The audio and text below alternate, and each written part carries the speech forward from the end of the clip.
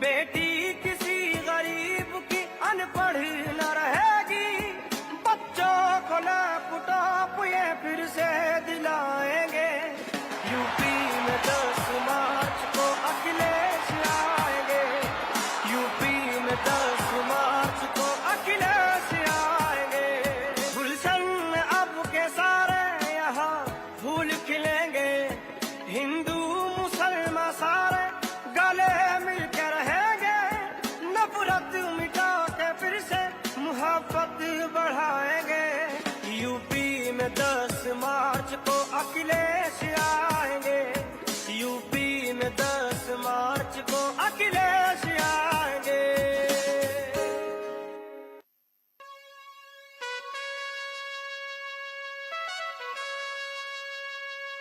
महंगाई से आवाम को मुक्ति दिलाएंगे। परदेश में विकास की गंगा बहाएंगे।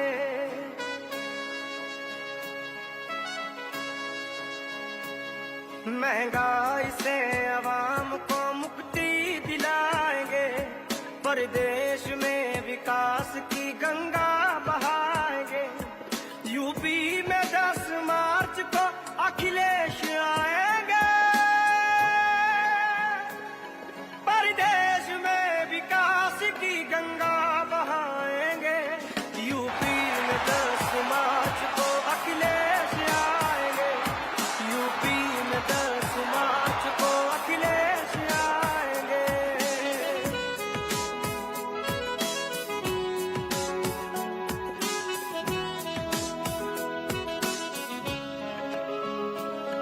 लेकर खुशी को चेहरे पे इस बार आएगी। मजदूर और किसानों की सरकार आएगी। बिजली फ्री में 300 यूनिट दिलाएंगे। यूपी में 10 मार्च को अखिलेश आएंगे। यूपी में 10 मार्च को अखिलेश आएंगे।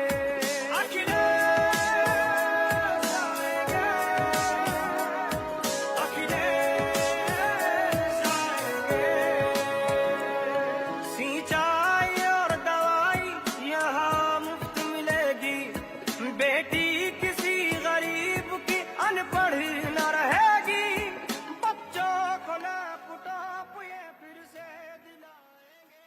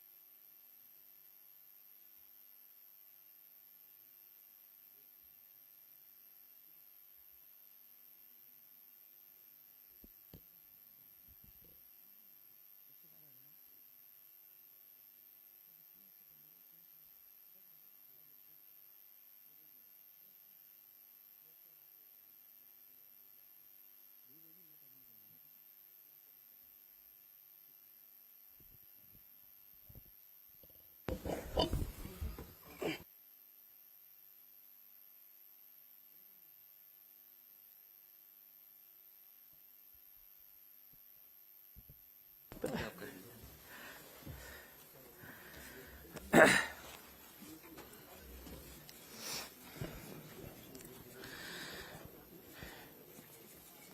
इससे पहले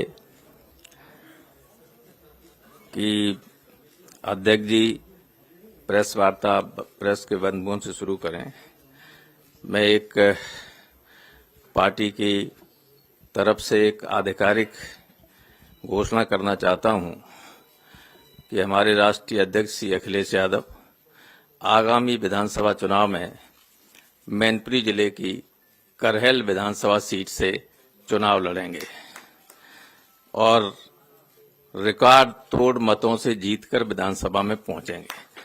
मैं उनके विजय की और उनके पूरे अभियान की सफलता की कामना करता हूं।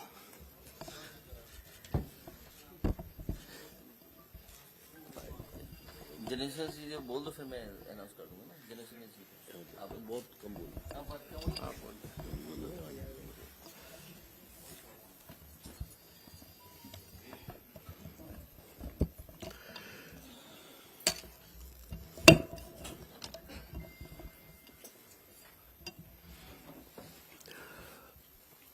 आदरणीय अध्यक्ष जी, उपस्थित सभी सज्जनों और हमारे प्रेस के भाई बहने, आज हमारे बड़े नेता जनेश्वर मिश्रा जी के जन्मदिन है। अभी हम सब लोग उनको श्रद्धांजलि दे चुके हैं, पुष्पांजलि भी दी।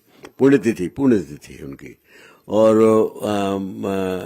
जन्म 5 अगस्त 1933 का था।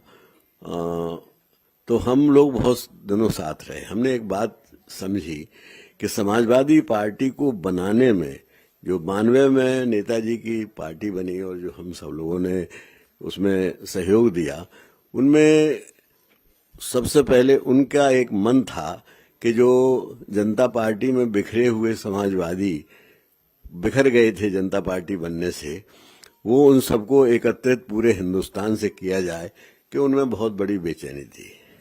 उस मामले में प्रोफेसर रामगोपाल जी भी यहाँ बैठे हुए हैं और वो उनका बड़ा मन था।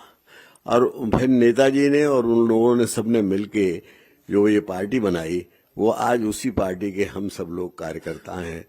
तो हम एक तरह से उनको कई तरह से श्रद्धांजलि देते हैं। उन्होंने ऐसा समाजवादी विचारधारा को उन्होंने एक शैली में बदल दिया। शैली ये थी कि वो कई बार तो लोकसभा में रहे, कई बार राज्यसभा में रहे, कितनी बार मंत्री रहे, लेकिन वो आम जनता से उनका लगाव ऐसा था कि उनके घर पे ये जो उनका मकान था दिल्ली में, जो बंगला मिला था, उस पर लिखा था लोहिया के लोग, और उनको सारी दुनिया छोटे लोहिया के नाम से जानती थी। और मजे की बात ये थी कि जब वो उनकी पुण्यतिथि के बाद जब उनका वो आकलन करें अगर उनकी संपत्ति का, तो उनके पास न अपनी गाड़ी थी, न अपनी कोई बंगला था, न मकान था, न कोई बैंक बैलेंस था। पूरी जिंदगी उन्होंने देश की सेवा में की। देश की सेवा के बारे में उनका मेरी कई बार बात होती थी। एक मत था कि देश जो है, वो कोट करते थे सर्वश्रेष्ठ सक्सेना की कविता का। कहते थे कि देश किसी भूमि के टुकड़े का नाम मात्र नहीं है, उसमें रहने वाले लोगों का नाम देश है, और उनकी खुशहाली अगर है तो देश खुशहाल है। तो ऐसा बड़ा विचारक, और उनकी पूरी हमारी समाजवादी पार्टी उनके विचारों से अनुप्रेरित रही है, और हम सब लोग उनके मन से आभारी हैं। उन्हें पुनः एक बार श्रद्धांजलि अर्पित करते हैं अपनी तरफ से और मैं सब उपस्थित लोगों की तरफ से। धन्यवाद।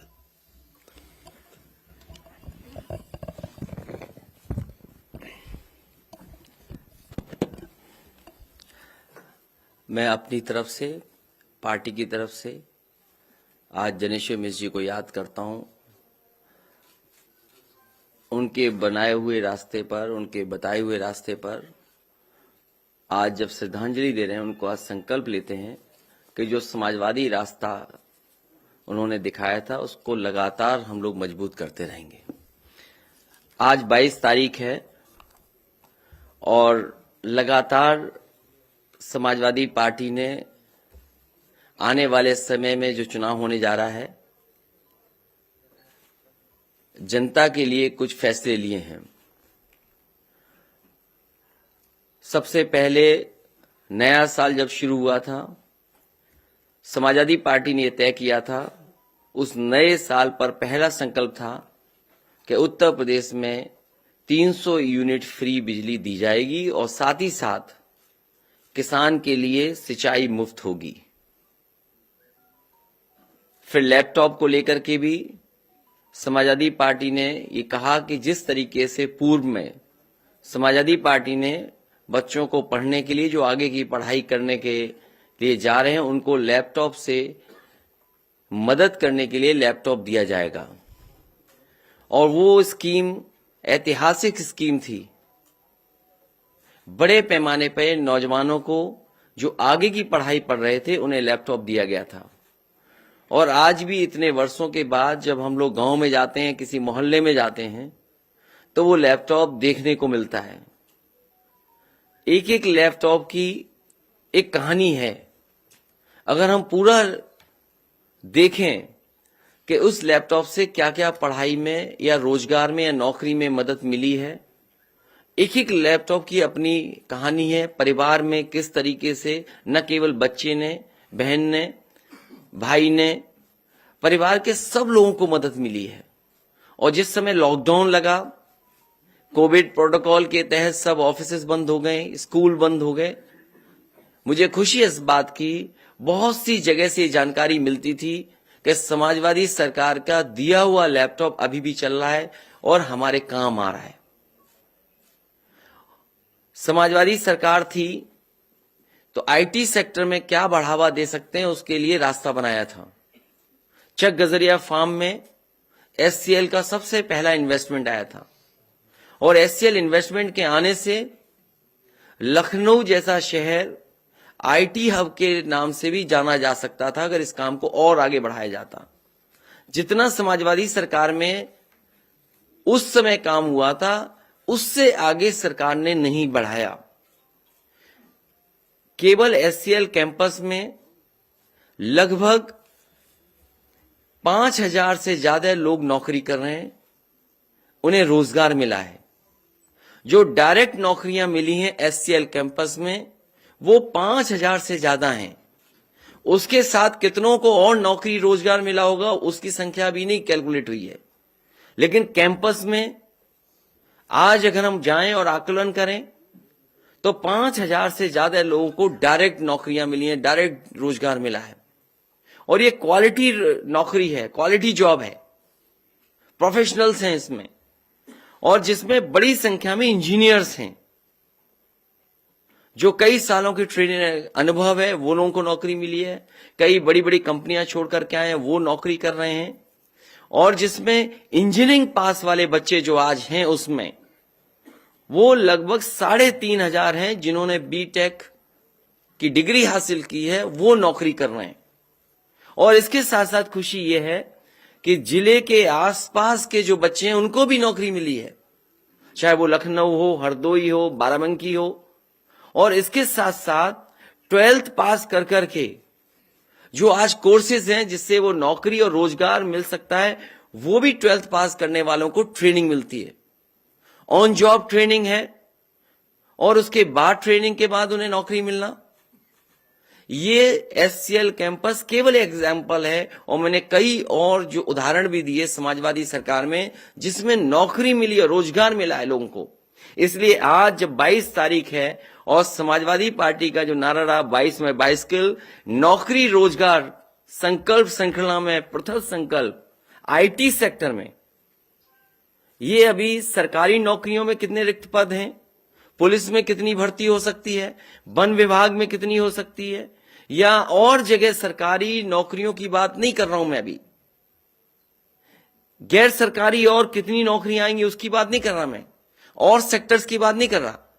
केवल आज आईटी सेक्टर में आने वाले समय में समाजवादी सरकार बनेगी तो उत्तर प्रदेश के नौजवानों को 22 में जब सरकार बनेगी तो 22 लाख नौजवानों को उससे ज्यादा सीधा सीधा रोजगार से जोड़ने का काम और उस तरह के फैसले, उस तरह की पॉलिसी बनाने का काम समाजवादी सरकार में होगा। इसलिए नौकरी और रोजगार संकल्प श्रृंखला में पहला ये है आईटी सेक्टर में कि समाजवादी सरकार बनेगी तो 22 लाख बच्चों को इससे सीधा सीधा कैसे उन्हें नौकरी मिले, रोजगार मिले, उसके लिए सरकार काम करेगी। और जो पार्टी जिस सरकार में 18 लाख से ज्यादा लैपटॉप बांट सकती है तो 22 लाख रोजगार देने में और उस दिशा में काम करने में समाजवादी लोगों को समय नहीं लगेगा।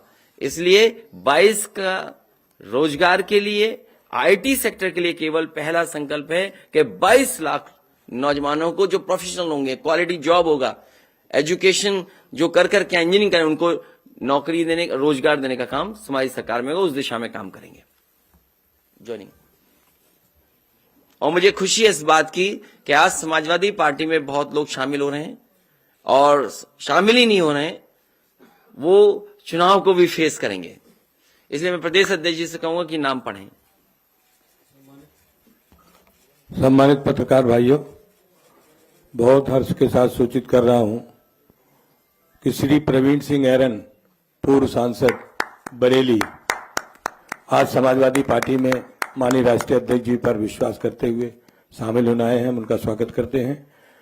श्रीमती सुप्रिया ऐरन, पूर्व मेयर बरेली, श्रीमती रीता सिंह, स्वर्गीय राजा महावीर सिंह जी की धर्मपत्नी है, पूर्व विधायक संडीला, श्रीमती रीता सिंह जी, आपका स्वागत करते हैं और माननीय राष्ट्रीय अध्यक्ष जी से अनुमति चाहते हैं कि आपको शामिल करने की अनुमति दें। मैं दोनों लोगों को बहुत बहुत बधाई और शुभकामनाएं देता हूं। समाजवादी पार्टी में आज शामिल होने से समाजवादी पार्टी की ताकत बढ़ेगी और समाजवादी पार्टी जिस तरीके से आगे बढ़ रही है सरकार बनाने में, आपके आने से, आपके सहयोग से समाजवादी पार्टी ने जो फैसला लिया है कि सरकार बनेगी, गठबंधन की सरकार बनेगी, उस दिशा में और आगे बढ़ेंगे।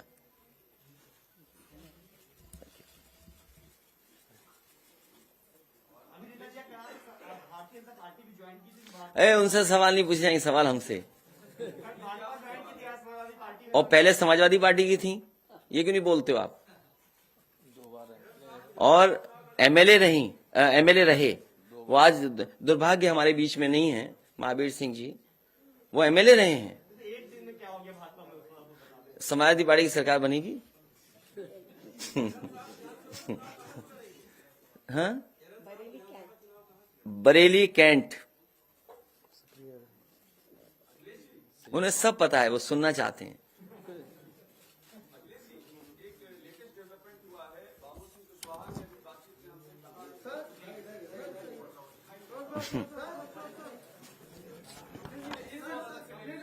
ठीक है, ये तो संकल्प।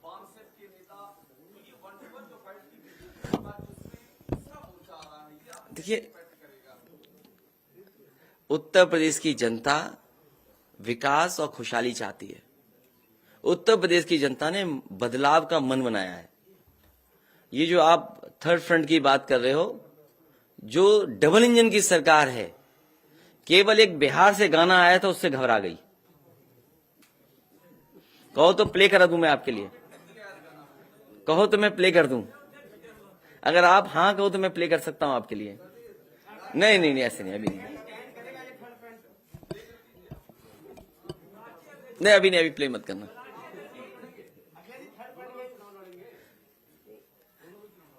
दो हमारे बगल में पूर्व सांसद, इनके बगल में जो दो लोग हैं, दोनों चुनाव लड़ेंगे।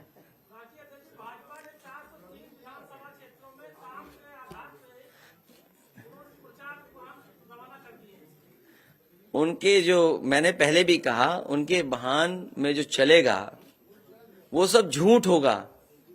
और इसलिए कि जब विज्ञापन इन्होंने झूठ के डाले थे, आपको याद होगा, फ्लाईओवर बंगाल का था, चीन का एयरपोर्ट था, जो फैक्ट्रियां दिखानी थी तो अमेरिका की थी। कम से कम इन्हें बताना चाहिए जो इन्वेस्टमेंट मीट हुई थी दो, एक डिफेंस की और एक उससे पहले, तो आखिरकार उत्तर प्रदेश में क्या इन्वेस्टमेंट आया। और जो बरेली के झुमके की बात की थी, बरेली की इंडस्ट्री के लिए क्या सपोर्ट किया है? या कोई नया कारखाना उद्योग आया हो तो बताइए। बगल में जिला है, मान लीजिए कोई दूसरा, उसमें क्या आया है? पीलीभीत में क्या आया है? बदायूं में क्या दिया सरकार ने? फिरोजाबाद में क्या किया? रामपुर में क्या किया? मुरादाबाद में क्या नया किया? सहारनपुर में कौन सा बड़ा फैसला ले लिया? मुजफ्फरनगर में कौन सा नया कारखाना लगाया? गाजियाबाद के कारखाने बेच दिए, बंद हो गए, खत्म हो गए। वन डिस्ट्रिक्ट वन प्रोडक्ट में किस प्रोडक्ट के लिए क्या बजट दिया है? क्या है वो वन डिस्ट्रिक्ट वन प्रोडक्ट का प्रोजेक्ट? अखिलेश यादव आप 22 लाख लोगों को नौकरी देने की बात कर रहे हैं। कल प्रियंका गांधी ने भी अपना युवाओं से अलग एक घोषणा पत्र जारी किया है। उन्होंने भी 20 लाख युवाओं को नौकरी देने की बात कही है। आज आप कहा गया, आज तारीख 22 है, 22 में सरकार बननी है, इसीलिए 22 लाख का। लेकिन अगर आईटी सेक्टर में ठीक से काम किया जाएगा, इसीलिए मैंने केवल एक जगह का उदाहरण दिया आपको। आईटी हब लखनऊ में कई जगह बन सकते हैं, बरेली में बन सकता है, आगरा में बन सकता है, गाजियाबाद में, नोएडा में पहले से है। तो अगर कोशिश की जाए तो कई जगह आईटी सेक्टर में, आईटी सेक्टर से जुड़ी हुई आईटी सर्विसेज कितनी है। और आप देखिए, आज आप ऑनलाइन कंडे मंगा सकते हो, ऑनलाइन आप भैंस गाय खरीद सकते हो। तो आईटी किस क्षेत्र में नहीं पहुंच गया है? कितने ऐप्स बन रहे हैं, स्टार्टअप ऐप्स देखिए कितने बनाए जा रहे हैं। याद कीजिए, हमारी सरकार में सबसे फैसला लिया था कि स्मार्टफोन दिए जाएंगे। अगर सरकार की नीयत साफ होती तो 1 करोड़ से ज्यादा उस समय भी रजिस्टर हो चुके थे बच्चे जो फ्री स्मार्टफोन पाते। लेकिन सरकार ने 5 साल नहीं दिए स्मार्टफोन।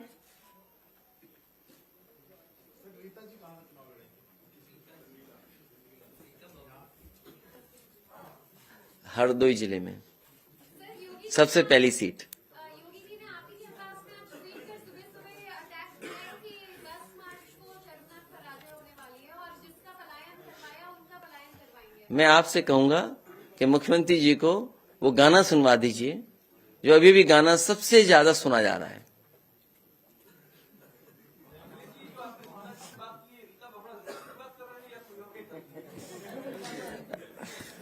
ये पढ़ पा रहे हो कि नहीं पढ़ पा रहे हो? आज केवल ये बात होगी। प्रियंका गांधी ने अपने आप को मुख्यमंत्री पद का दावेदार अपना चेहरा बताया कांग्रेस पार्टी की ओर से, पर आज सुबह पलट गई। उन्होंने कहा कि नहीं, वो मैंने ऐसे ही कह दिया था। आप क्या समझते हैं इसके पीछे क्या कारण? उत्तर प्रदेश में जनता समाजवादी पार्टी की तरफ देख रही है और जनता जो बदलाव चाहती है उसके साथ समाजवादी पार्टी खड़ी है। 2017 में आपको चौकीदार टीआरडी होगा जवानों के लिए मानदेय वृद्धि की बात की गई थी, तो 22 में भी आएगा। वो अभी जब मैनिफेस्टो जब आएगा तो तमाम बिंदु कवर होंगे। ये इसीलिए मैंने कहा कि केवल आईटी सेक्टर के बारे में मैं कह रहा हूं जिसमें नौकरी और रोजगार मिल सकते हैं। तो केवल आज एक सेक्टर के बारे में बात की, लेकिन जब मैनिफेस्टो आएगा तो आप ये जो सवाल उठा रहे हैं उन चीजों को भी शामिल करने जा रहे हैं।